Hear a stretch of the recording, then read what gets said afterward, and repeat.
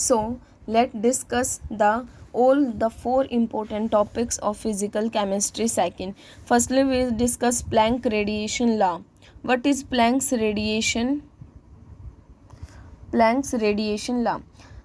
Planks radiation law क्या कहता है कि हमारी एनर्जी कब जब भी एमिट या एब्जॉर्ब होती है तो कॉन्टीन्यूसली एब्जॉर्ब और एमिट नहीं होती है, लेकिन डिसकॉन्टीन्यूसली फॉर्म में एग्जिस्ट होती है, एमिट होती है, एब्जॉर्ब होती है इन द फॉर्म ऑफ पैकेट्स, और उन पैकेट्स को हम क्या बोलते हैं? क्वांटा। प्लैंक्स रेडिएशन लॉ ये कहता है कि एनर्जी इज एमिटेड या absorbed not continuously but discontinuously in the form of packets, and these form of packets are called quanta, और उनको हम क्वांटा बोलते हैं। And the energy of each quanta is given by the relation is equal to H nu. जो हमारा जो quanta है, जो एनर्जी की फॉर्म में है, उसकी एनर्जी हम निकालेंगे is equal to H nu से। ई मेरी एनर्जी है, एच मेरा प्लैंक्स कांस्टेंट है, म्यू मेरी फ्रीक्वेंसी है, और ये इक्वेशन है मेरी प्लैंक्स क्वांटम थ्योरी के अकॉर्डिंग। जो टोटल एनर्जी एमिट या एब्जॉर्ब होगी वो किसके इक्वल होगी? यूनिट क्वांटम के। और जो हमारा एच न्यू है वो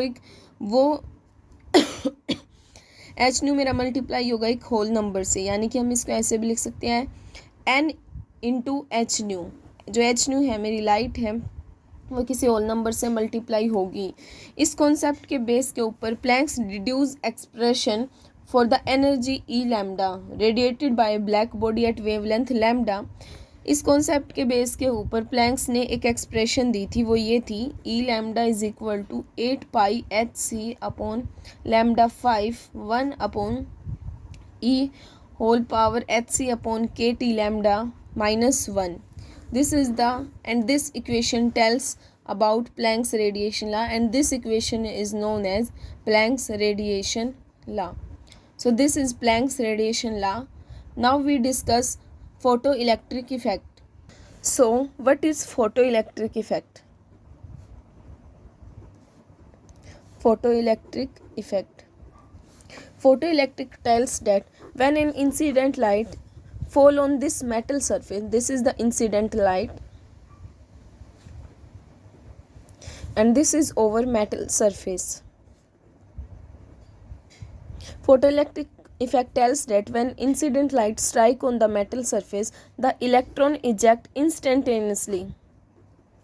It means photoelectric effect ये कहता है कि जब हमारी इंसिडेंट लाइट मेटल सरफेस के ऊपर स्ट्राइक करती है तो इलेक्ट्रॉन्स बिल्कुल तुरंत मेटल सरफेस से बाहर निकलने लग जाते हैं। ये था हमारा फोटो इलेक्ट्रिक इफेक्ट। लेकिन फोटो इलेक्ट्रिक इफेक्ट की कुछ इंपॉर्टेंट ऑब्जर्वेशन है। जब इंसिडेंट लाइट मेरी फॉल हुई मेटल सरफेस के ऊपर और इलेक्ट्रॉन मेरे इजेक्ट हुए तो कुछ इंपॉर्टेंट ऑब्जर्वेशन नोट हुई।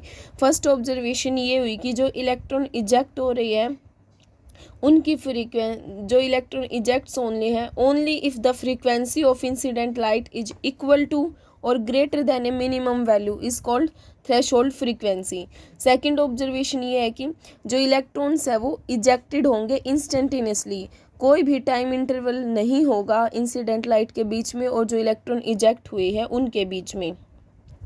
और जो काइनेटिक एनर्जी है हमारी एमिटेड इलेक्ट्रॉन्स की वो डिपेंड करेगी फ्रीक्वेंसी ऑफ इंसिडेंट लाइट। जो काइनेटिक एनर्जी है इजेक्टेड इलेक्ट्रॉन्स की वो हमारी किस पर डिपेंड करेगी? इंसिडेंट लाइट की फ्रीक्वेंसी के ऊपर। And over last observation is the number of electron emitted is proportional to the intensity of incident light. जितने नंबर ऑफ इलेक्ट्रॉन्स मेरे बाहर निकलते जाएंगे उतनी वो किसकी डायरेक्टली प्रोपोर्शनल होगी? हमारी इंसिडेंट लाइट की इंटेंसिटी के ऊपर डायरेक्टली डिपेंड होंगे।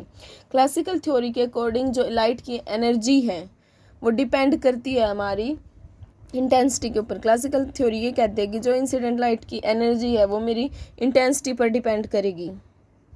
Our next topic is de Broglie hypothesis.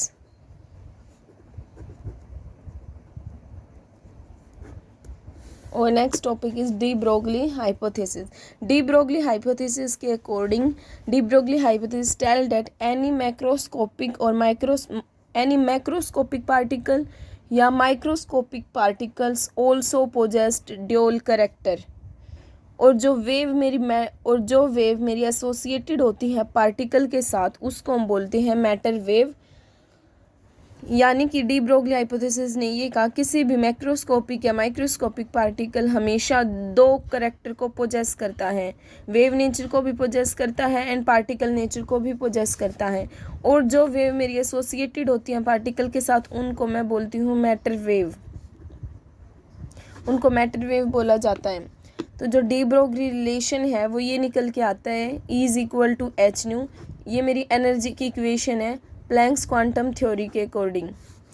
And E is equal to MC square, ये भी एनर्जी की इक्वेशन है, लेकिन ये मेरी आइंस्टाइन इक्वेशन के आइंस्टाइन थ्योरी के अकॉर्डिंग है एनर्जी की value. Left hand side equal है तो right hand side also equal. H nu is equal to MC square and we know that frequency is equal to c upon lambda, frequency c velocity of light, lambda wavelength of light.